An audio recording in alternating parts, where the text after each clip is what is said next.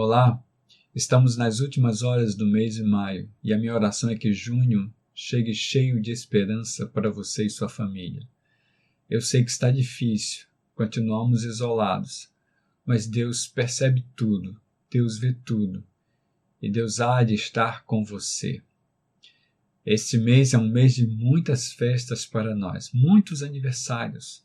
Por exemplo, nesta semana nós temos amanhã, Heitor, no dia 4, Israel, no dia 5 temos Hebron e no dia 7 temos Eduardo.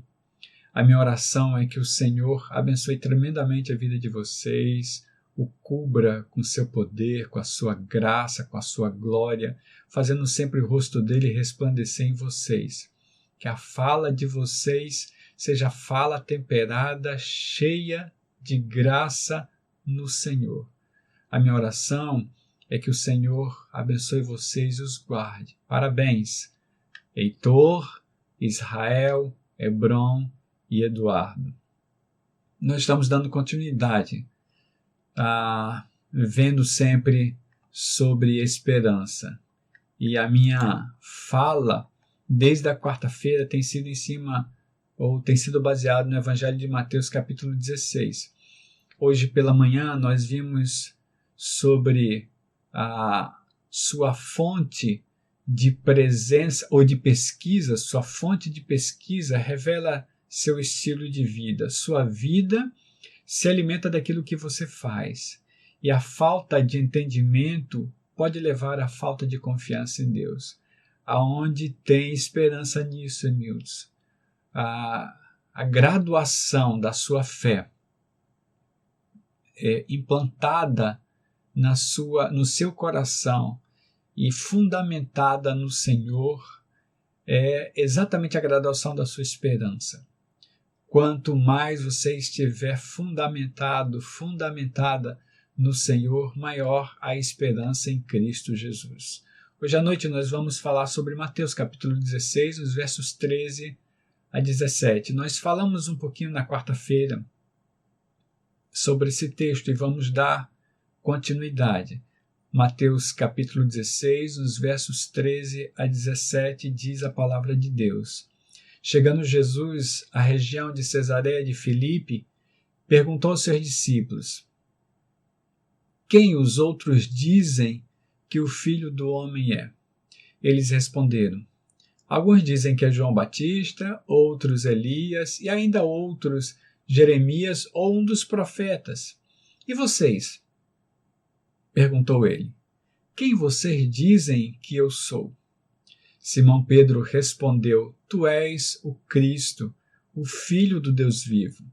Respondeu Jesus: feliz é você, Simão, filho de Jonas, porque isso não foi revelado a você por carne ou sangue, mas por meu Pai que está nos céus.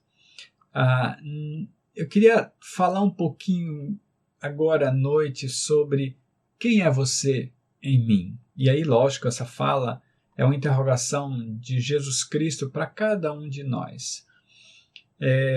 Quando na quarta-feira eu comecei a falar em 2 dedinhos de prosa sobre o Evangelho nesse texto, o meu intuito era fazer com que ele, nesses dias, crescesse diante de você, para que hoje nós possamos perceber realmente o que o texto quer trazer para nós. Nesse sentido, o texto nos ensina, e dentro dos seus ensinamentos eu trago algumas informações. Primeiro, a fala de Jesus Cristo diz assim para mim e para você: sua percepção sobre mim, através da ótica das outras pessoas, dizem o seguinte. Essa foi a questão de Jesus para os seus discípulos. Quem os outros dizem que o Filho do Homem é? Eles responderam: alguns dizem que é João Batista, outros Elias e ainda outros Jeremias ou um dos profetas. O meu intuito aqui não é discutir teologicamente quem seria cada uma dessas pessoas. O fato é que na realidade, quando Jesus Cristo traz isso, ou esse questionamento para os seus discípulos, ele está dizendo para eles: qual é a sua percepção sobre mim através da ótica de outras pessoas? Eu trago alguns exemplos. Por exemplo, em João capítulo 14, nos versos 43 a 46, João 1, 43 a 46, o texto bíblico diz assim: no dia seguinte, Jesus decidiu partir para a Galiléia quando encontrou Filipe. Disse-lhe: siga-me. Filipe, como André e Pedro, era da cidade de Betsaida. Filipe encontrou Natanael e lhe disse: achamos aquele sobre quem Moisés escreveu na lei e a respeito de quem os profetas também escreveram, Jesus de Nazaré, filho de José. Perguntou Natanael: Nazaré? Pode vir alguma coisa boa de lá? Disse Filipe: venha e veja. A gente vê que a experiência aqui era uma experiência de Filipe, tá? E aí Filipe encontra Natanael. E a fala de Filipe é para convencer Natanael de vir com Jesus Cristo. Então, essa percepção de Natanael seria uma percepção dada por Filipe. Exatamente o que Jesus Cristo pergunta aos seus discípulos. Veja que a pergunta que Jesus faz é em dois tempos. A primeira: o que dizem os homens sobre mim? Os discípulos respondem. E a segunda pergunta ele aprofunda um pouco mais, ele traz para a responsabilidade pessoal. A primeira é: o que vocês pensam que as pessoas pensam de mim? O que vocês ouvem de mim? Né? Qual é a impressão que vocês têm que as pessoas têm de mim? Eu não vejo a possibilidade aqui de Jesus Cristo ter que simplesmente se fundamentar, né, nas respostas dos discípulos, ou seja, dar conta a alguém de sua vida através daquilo que os discípulos trazem para si. Eu entendo que Jesus Cristo tinha o intuito de aprofundar mais isso numa relação pessoal. E aí a gente percebe no decorrer do texto como é que funciona isso. Mas eu queria levar você para João capítulo 4, nos versos 26 a 30. A gente viu João 1, 43 a 46, e agora 4, 26 a 30, na experiência de Jesus com a mulher samaritana. A gente vê o texto relatando, né, que Jesus declarou àquela mulher, no verso 26, eu sou o Messias, eu que estou falando com você. E aí no verso 27 diz que naquele momento os seus discípulos voltaram e ficaram surpresos ao encontrá-lo conversando com uma mulher. Mas ninguém perguntou: que queres saber? Ou por que estáis conversando com ela? Então, deixando o seu cântaro, a mulher voltou à cidade e disse ao povo: venham ver um homem que me disse tudo o que tenho feito. Será que ele não é o Cristo? Então saíram da cidade e foram para onde ele estava. Veja que a mulher traz ou leva uma percepção de quem era Cristo para ela a partir da sua experiência para aquela população. A população vem, ou seja, ela vai, chama, a população vem, mas à frente a gente vai ver isso. Mas o fato é que a população tem uma percepção do que aquela mulher fala naquele momento ou sobre Jesus Cristo. Muitos de nós funcionamos exatamente assim. Muitos de nós ouvimos exatamente o que as pessoas falam. Por isso que de manhã eu falei que você tem que ter cuidado, eu tenho que ter cuidado no tipo de pesquisa que fazemos acerca do Evangelho. Porque exatamente procuramos aquilo que entendemos que devemos procurar. Aquela mulher levou a sua percepção de quem era Jesus Cristo à cidade, da mesma forma que Filipe levou a Natanael sobre o Messias. E quando a gente percebe Cristo através das pessoas, a gente percebe através das experiências delas. Então, ao meu ver, Jesus Cristo estava querendo exatamente aprofundar isso. Veja o que diz o Evangelho de Marcos, capítulo 3, nos versos 20 a 22. Marcos 3, 20 a 22, e aí a gente tem uma percepção dupla aqui, né? Primeiro, da família de Jesus, e segundo, na segunda percepção dos mestres da lei. Veja, no verso 20, eu estou em Marcos capítulo 3, os versos 20 a 22. No verso 20, a Bíblia diz assim: Então Jesus entrou numa casa e novamente reuniu-se ali uma multidão, de modo que ele e os seus discípulos não conseguiam nem comer. Quando seus familiares ouviram falar disso, saíram para trazê-lo à força, pois diziam: ele está fora de si. Então vamos lá, essa é a primeira percepção. E Jesus estava atendendo as pessoas, não tinha nem condições de comer. E os seus familiares meio que queriam prendê-lo para levá-lo para casa, porque entendiam que Jesus Cristo não estava bem em si. Ou seja, ele não estava emocionalmente bem, segundo eles. A gente sabe que isso não é verdade. Essa foi uma percepção que eles tiveram, né? Nesse sentido, que a sua consciência não estava bem amparada, eles simplesmente passam para outras pessoas também. Veja, e aí eu estou só refletindo, né? Lógico que a Bíblia não está descrevendo isso, mas eu estou só refletindo.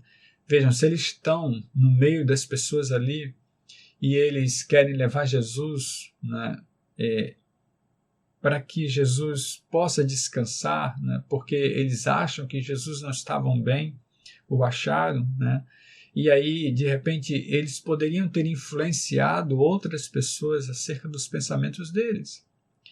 E aí a gente tem outra percepção aqui. Veja o verso 22. O texto bíblico diz que os mestres da lei que haviam descido de Jerusalém diziam: ele está com Beelzebu. Pelo príncipe dos demônios é que ele expulsa demônios. Essa é a fala dos mestres da lei, né? Que Jesus Cristo estava a serviço ou com Satanás, né? Nesse sentido, fazendo o trabalho de Beelzebu, dos demônios, né? Eles dizem que Jesus simplesmente tinha essa força demoníaca e por isso expulsava demônios. A gente vê no decorrer do texto a refutação disso, mas o que eu quero passar para vocês é que vejam como eles percebem Jesus e assim eles passam para frente, né? Tanto do lado da família de Jesus quanto do lado dos mestres da lei, possivelmente tinham pessoas, né? Possivelmente ali estavam pessoas, né? E a fala deles simplesmente traz a percepção que eles têm de Jesus naquele momento. As pessoas que estavam ali perceberam Jesus daquela forma. E aí a gente sabe, umas concordam, outras não, mas essa percepção foi passada. No texto de João, capítulo 19, dos versos 6 a 8, João 19, 6 a 8, a gente tem um texto aqui de alta influência, praticamente o julgamento de Jesus Cristo. E aí o texto bíblico relata no verso 6, João 19, ao vê-lo, os chefes dos sacerdotes e os guardas gritaram: crucifica-o! Crucifica-o! Mas Pilatos respondeu: levem-no vocês e crucifiquem-no. Quanto a mim, não encontro base para crucificá-lo ou para acusá-lo. No verso 7 diz que os judeus insistiram: temos uma lei e de acordo com essa lei ele deve morrer, porque se declarou filho de Deus. Ao ouvir isso, Pilatos ficou ainda mais amedrontado, e a gente sabe o decorrer da história. A gente sabe o que aconteceu. O fato é que aqueles homens, os chefes dos sacerdotes, inflamaram a multidão para que a multidão ficasse a seu favor. Ou seja, a percepção é passada para a multidão que Jesus Cristo precisava ser crucificado por dizer que era filho de Deus. Então, nesse sentido, a minha percepção pode ser a percepção que as pessoas têm de Jesus e não a minha percepção em si. Principalmente se eu procuro beber em fontes que dizem falar da palavra e às vezes até falam, mas deturpam a palavra, e se eu não sei o que está escrito na palavra, e se eu não sei como aconteceu realmente, eu posso acreditar naquilo que está escrito. Alguns momentos em novelas bíblicas as pessoas chegam para comentar eventos que aparecem em cenas que de repente não estão na Bíblia. Eu lembro de uma vez que eu estava no estabelecimento que as pessoas estavam comentando sobre a novela, né? E elas estavam defendendo aquela cena como se aquela cena estivesse escrita na Bíblia, e eu, enquanto percebia aquela conversa, né, eu pensei, elas nem sabem, nem percebem que não existe aquela cena na Bíblia. Mas o que elas sentem fica exatamente marcado pelo que é apresentado para elas, porque elas possivelmente não conhecessem o texto bíblico, e aí, lógico, acredita-se naquilo que é apresentado. Então, cuidado com a percepção sobre Jesus através da ótica de outras pessoas. Cuidado. Um segundo ensinamento que o texto me passa, e que essa é mais pessoal, é que a minha percepção sobre Jesus pode ser através da minha experiência pessoal. Essa fala de Jesus, vejam, a primeira pergunta dele é superficial, né? Quem diz os homens que eu sou? E aí a segunda fala, ou a segunda pergunta, ela é mais profunda. Ela atinge o âmago do ser. E vocês? Perguntou Jesus. Quem vocês dizem que eu sou? Então, primeiro Jesus diz assim, segundo a percepção das outras pessoas, quem vocês acham que eu sou? E aí ele depois aprofunda. E agora? Vocês acham que? Quem sou eu? Mas não tem mais. Eu estou perguntando sobre vocês. É como se Jesus fosse direto. E você, Emildson? Para você, quem sou eu? Irmãos, isso me faz lembrar de alguns questionamentos que eu faço a algumas pessoas e que elas meio que fogem do assunto. Elas se negam a responder. Mas Jesus aqui meio que não tem como se negar. Você precisa me responder. Quem sou eu para você? Isso é profundamente existencial. A gente está falando de sentido de vida.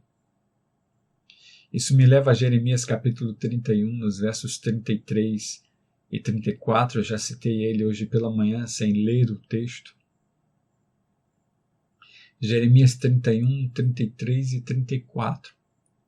Quando Jesus Cristo fala da aliança que vai fazer com o povo de Israel, ele deixa claro que essa aliança não será como foi a anterior com seus pais.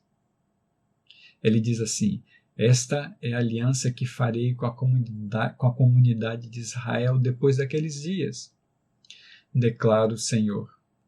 Porém, a minha lei no íntimo deles, e a escreverei nos seus corações. Serei o Deus deles, e eles serão meu povo. Ninguém mais ensinará ao seu próximo, nem ao seu irmão, dizendo: conheça ao Senhor, porque todos eles me conhecerão, desde o menor até o maior. Veja essa fala de Jesus Cristo, ou aliás, de Deus à nação de Israel. Ninguém mais ensinará ao seu próximo, nem o seu irmão, dizendo: conheça o Senhor, porque todos eles me conhecerão, desde o menor até o maior. Diz o Senhor, porque eu lhes perdoarei a maldade e não me lembrarei mais dos seus pecados. Veja o que Jesus Cristo, aliás, estou eu dizendo sempre Jesus Cristo, mas é porque ele está falando da nova aliança, né? Eu quero voltar ao povo de Israel. Veja o que Deus fala ao povo de Israel. Ele diz que todos o conhecerão, desde o menor até o maior. Isso quer dizer que desde a criança, do mais novinho até o mais velho, até o idoso, desde o pequenino até o maior. E aí eu quero colocar aqui todas as pessoas, os mais simples, desde os mais simples aos mais abastados. Todos me conhecerão, desde os mais novos até os mais velhos. Não deixa espaço, não deixa percepção para entendermos que, de repente, alguns não saberão ou saberão menos. A palavra diz: todos. Eu me manifestarei a todos. E eu colocarei a minha lei no coração deles. Ele está falando da lei do amor. Ele está falando do Messias, e aí nós já sabemos hoje, ele está falando de Jesus Cristo nessa nova aliança. E eu tenho uma outra pessoa que eu lembro quando eu falo de experiência pessoal. Ela me marcou. Foi na leitura dela, ou na primeira leitura, que eu consegui entender Deus. No que ressalta a minha salvação.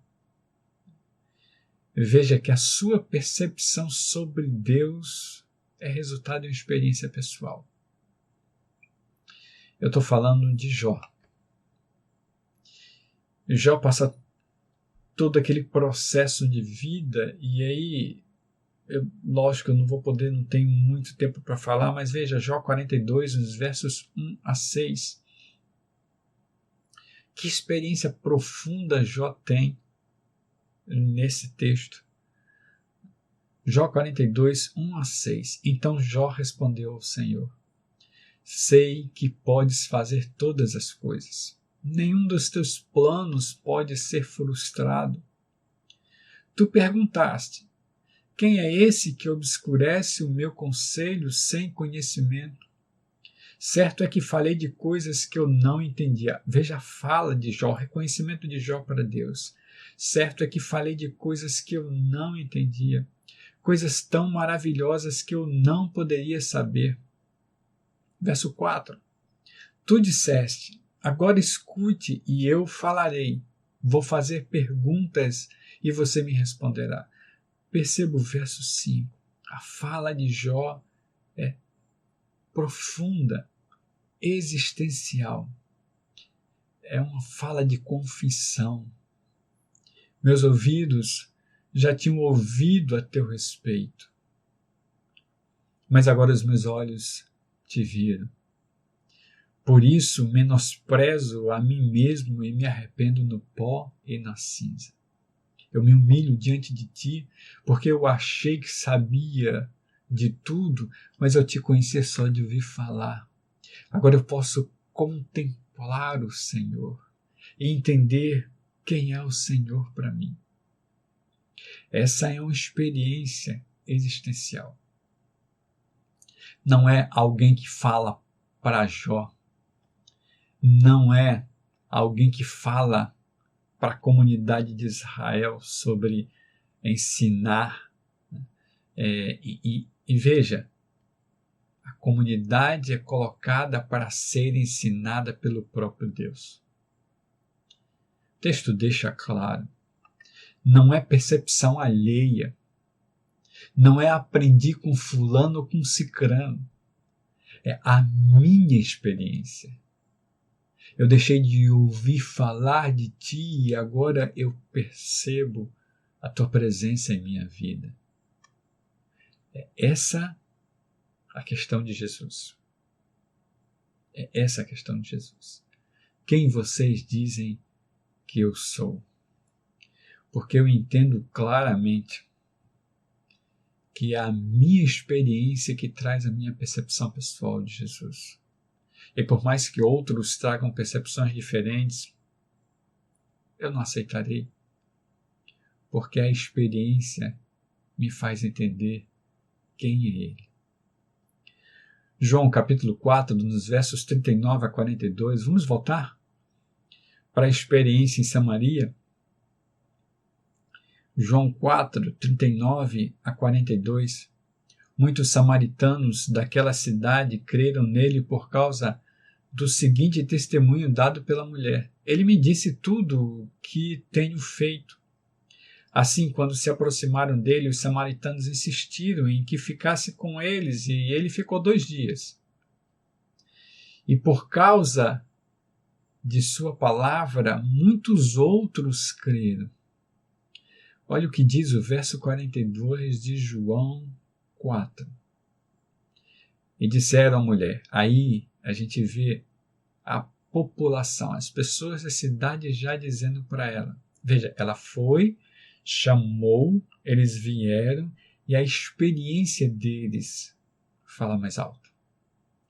Disseram eles à mulher, agora cremos não somente por causa do que você disse, pois nós mesmos o ouvimos e sabemos que esse é realmente o Salvador do mundo. Aqui não tem uma percepção alheia, não tem uma percepção de alguém que ouviu falar, tem a percepção de alguém que viu, que teve uma experiência pessoal com o Mestre. Exatamente assim. E eu quero trazer um texto para servir de ponte com o nosso próximo ensinamento. Mateus capítulo 8, nos versos 5 a 10, a gente tem a experiência de Jesus com aquele centurião que seu servo está doente e ele vai pedir a Jesus que cure seu servo. E aí Jesus Cristo diz, eu vou à sua casa. E no verso 8, João 8, de 5 a 10, mas eu estou agora no verso 8, João 8, 8. O centurião responde ao Senhor. Ele diz assim, Senhor, não mereço receber-te debaixo do meu teto, mas dize apenas uma palavra e o meu servo será curado, pois eu também sou homem sujeito à autoridade e com soldados sob meu comando. Digo a um, vá, e ele vai, e a outro, venha, e ele vem. Digo ao meu servo, faça isso, e ele faz. Aqui está um homem cheio de autoridade, entendendo claramente que o Senhor Jesus tem autoridade muito maior que a dele, a de curar alguém, a de salvar a vida. E aí Jesus se admira ao ver isso, né? Está lá no verso 10. E ele diz assim no verso 10, não encontrei em Israel ninguém com tanta fé, ou com tamanha fé. Aqui há uma experiência pessoal desse centurião. Ele deixa claro que não conhece Jesus porque as pessoas dizem que Jesus cura. A experiência dele é clara, dizendo, eu sou autoridade, mas tu tens uma autoridade muito maior que a minha. Diz apenas daqui e meu servo será curado. E assim foi feito. O Senhor curou o servo dele sem precisar ir à sua casa. Isso me faz entender que não é uma percepção de terceiros, é uma percepção de uma experiência profundamente pessoal. E aqui, nesse sentido, para mim, esconde uma fala de Jesus, um mistério. Ele diz assim para mim: falando sobre mim, Emildes, você revela sua autorreflexão. Ou seja, falando quem eu sou, revelando quem eu sou em você, você revela sua autorreflexão. Essa é a fala de Pedro para Jesus naquele momento. Quando Jesus pergunta: quem vocês dizem que eu sou? Pedro prontamente responde: tu és o Cristo, o Filho do Deus vivo. E aí é como se Jesus olhasse para mim e me perguntasse: Emildson, para você, quem eu sou? Essa é uma reflexão existencial. Eu coloco essa fala para você. Para você, quem é Jesus? Ele olha para mim, ele olha para você num olhar profundo. Aí na quarta-feira eu trouxe o exemplo de Pedro, o exemplo da negação de Pedro acerca de Jesus Cristo. Eu quero trazer novamente, porque veja, eu pesquiso pelo que me interesso. Eu me alimento daquilo que creio. E aquilo que eu creio alimenta a minha fé. E a experiência de Pedro é profundamente existencial para mim. A experiência de Pedro faz com que a graça fale profundamente para mim. Eu quero trazer você para o texto de Marcos capítulo 4, dos versos 27 a 31. Marcos 4, 27 a 31.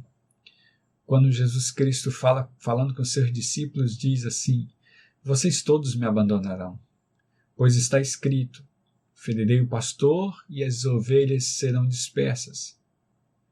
Mas depois de ressuscitar, irei adiante de vocês para a Galiléia. Pedro declarou: ainda que todos te abandonem, eu não te abandonarei. Jesus respondeu a Pedro: asseguro que ainda hoje, esta noite, antes que 2 vezes cante o galo, 3 vezes você me negará. Mas Pedro insistia ainda mais: mesmo que seja preciso que eu morra contigo, nunca te negarei. Veja como é profunda essa reflexão. Nunca te negarei. E todos os outros disseram o mesmo, né? Vamos na onda do Pedro. O Pedro fala, né? E nós estamos contigo, Senhor. Mas no recôndito do seu coração, Jesus sabia que todos eles iam fazer assim. Jesus cita Zacarias capítulo 13, verso 7. Zacarias 13, 7. Levante-se a espada contra meu pastor, contra o meu companheiro. Declara o Senhor dos Exércitos. Veja como Deus relata o Messias. Contra o meu companheiro, eu declaro o Senhor dos Exércitos. Fira o pastor e as ovelhas se dispersarão, e voltarei minha mão para os pequeninos.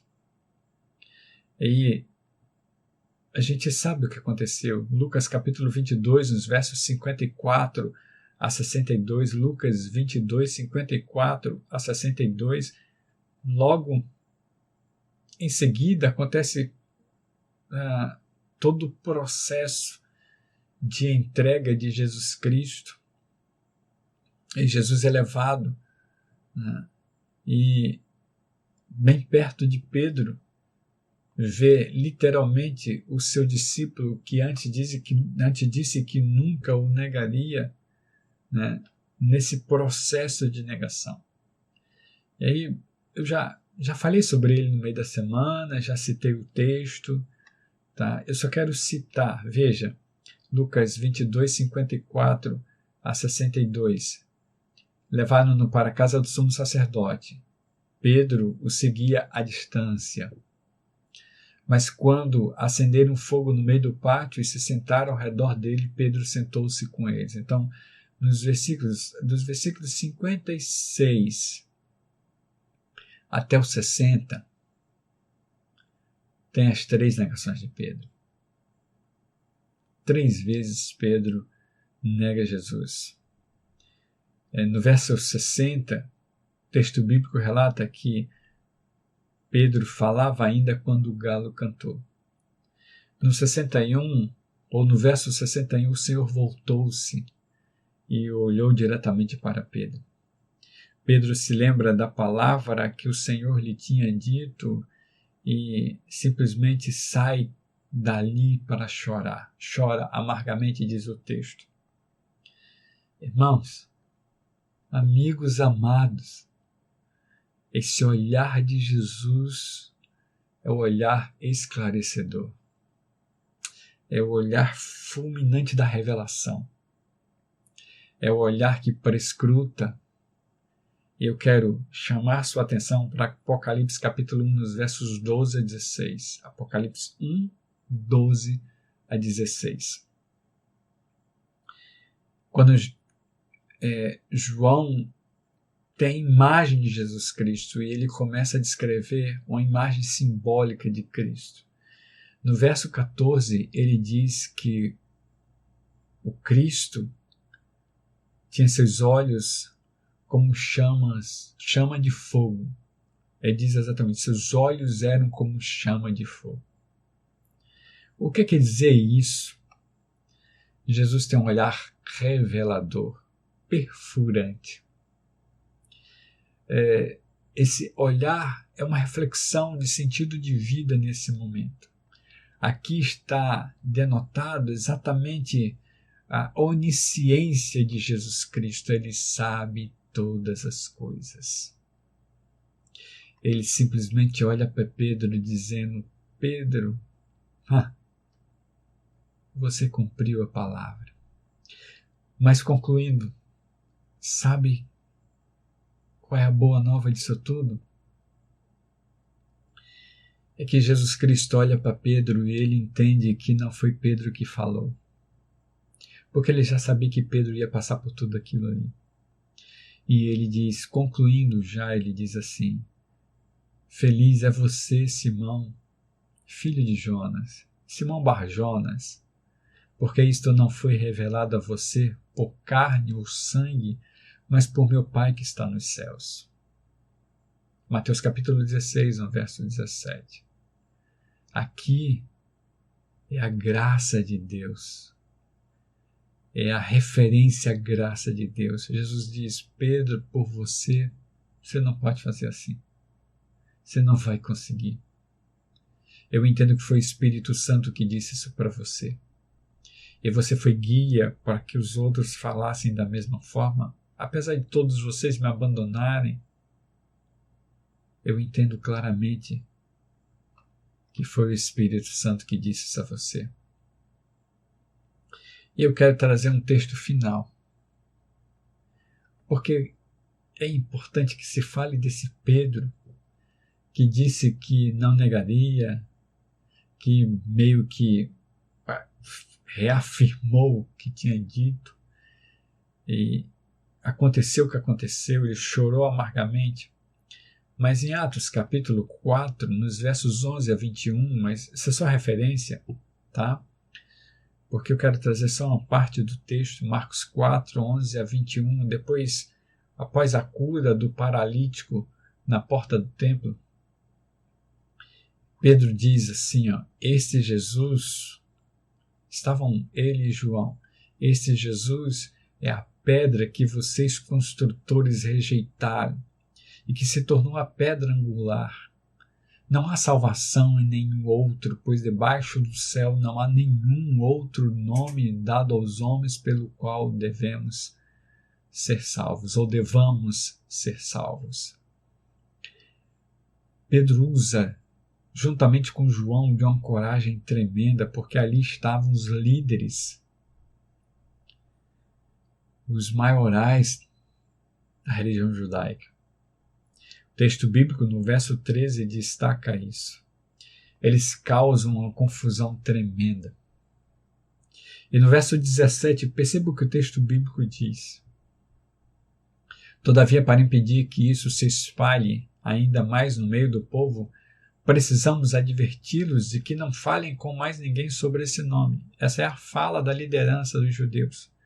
Então, chamando-os novamente, ordenaram-lhes que não falassem nem ensinassem em nome de Jesus. Veja no verso 19, Atos 4, 19. Pedro olha para aqueles homens e diz: julguem os senhores mesmos se é justo aos olhos de Deus obedecer aos senhores e não a Deus. Pois não podemos deixar de falar do que vimos e ouvimos. A graça faz essas coisas. A graça faz exatamente assim.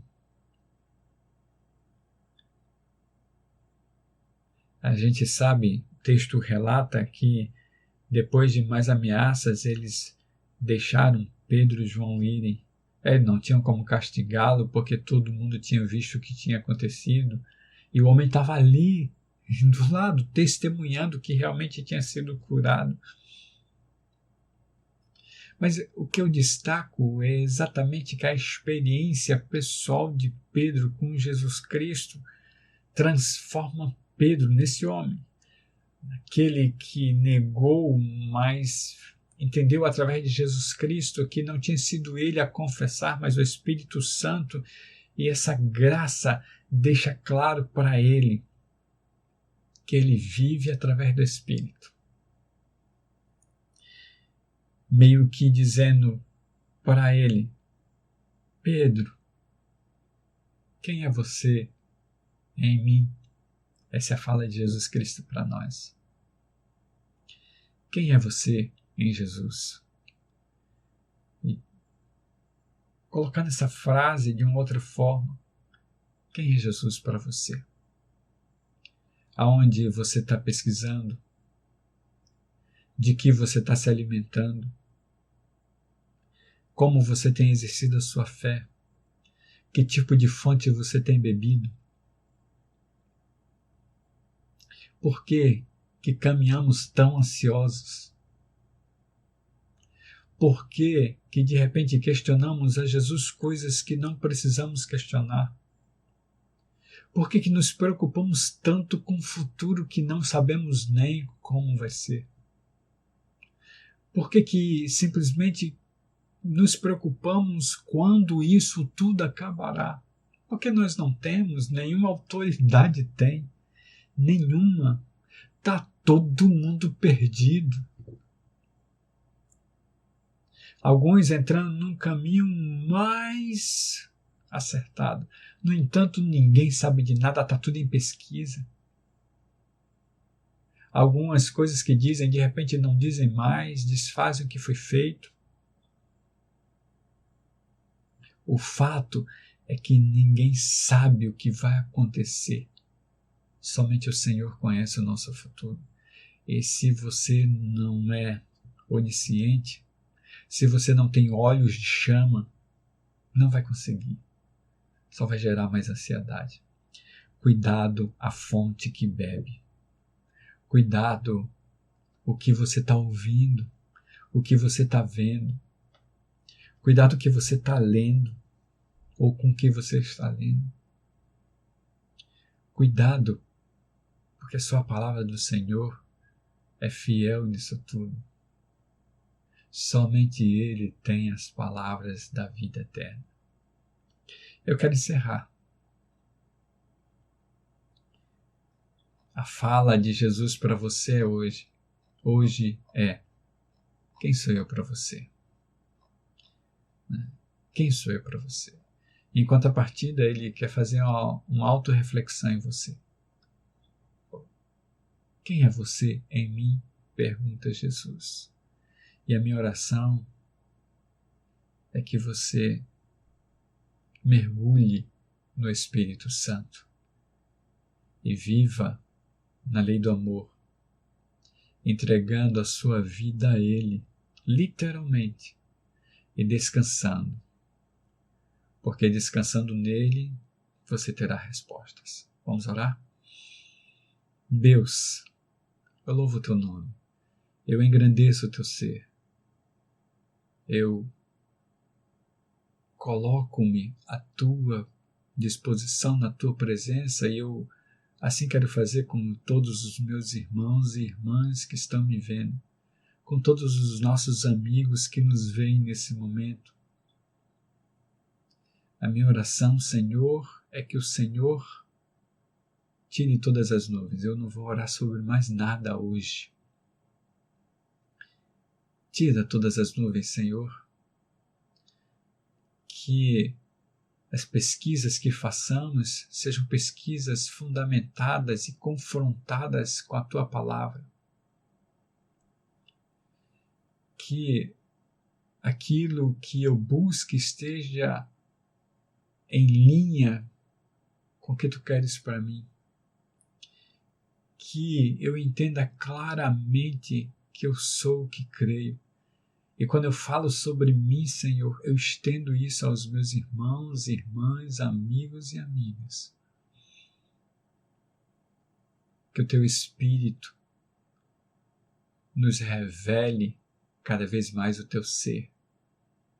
Nos faça cada vez mais conhecer a Deus, para que entendamos quem é o Senhor para nós e quem somos nós diante do Senhor.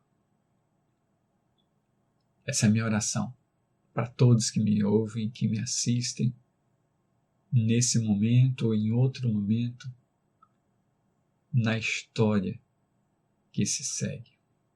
Que o Teu amor, a Tua graça, a Tua revelação estejam com todos nós, no nome de Jesus. Amém. Essa é a minha oração para você. Que a graça inunde o seu ser. Que o amor de Deus seja o seu amor. Que você se sinta abraçado, abraçada por Ele nesse momento, sentindo o seu amor de tal forma que você será curado, curada. A minha oração é que o Senhor te abençoe e te guarde e faça sempre resplandecer o coração, aliás, o rosto dele sobre você e mantendo o seu coração nele. Porque aonde estiver o seu tesouro, ali estará o seu coração. Que Deus nos abençoe.